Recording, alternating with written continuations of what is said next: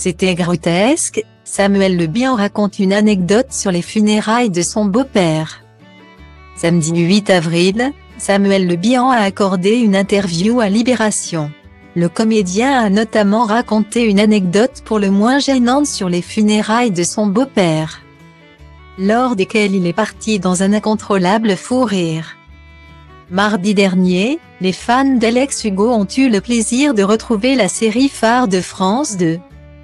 3 mois après le dernier épisode, Samuel Le Bihan était de retour à l'antenne pour de nouvelles aventures de son policier montagnard, accompagné pour l'occasion de Lionel Astier. Un tournage dans les montagnes de Briançon qui n'a visiblement pas été de tout repos pour les équipes. C'est très dur. On a eu des orages de montagne, on a eu très peur, à un moment, il y a eu des éclairs. Les rivières qui commençaient à grossir. La petite équipe de tournage était perdue. Là, au milieu de la montagne avec une petite cabane pour se mettre à l'abri mais qui n'est vraiment pas sûr, a-t-il notamment raconté lors de son passage sur le plateau de Télématin.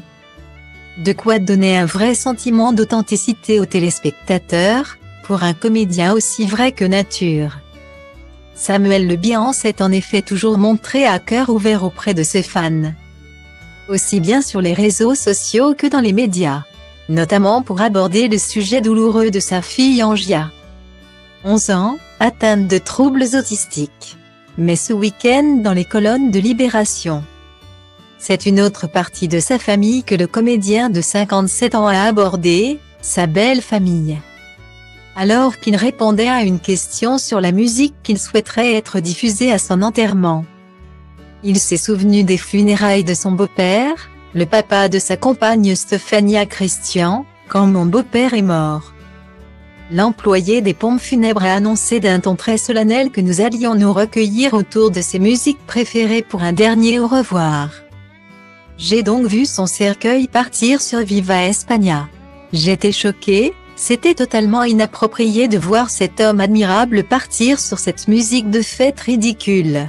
C'était grotesque et puis je suis parti en fou rire, a-t-il raconté. Un moment sans doute aussi grotesque que gênant, qui lui a en tout cas laissé un sacré souvenir.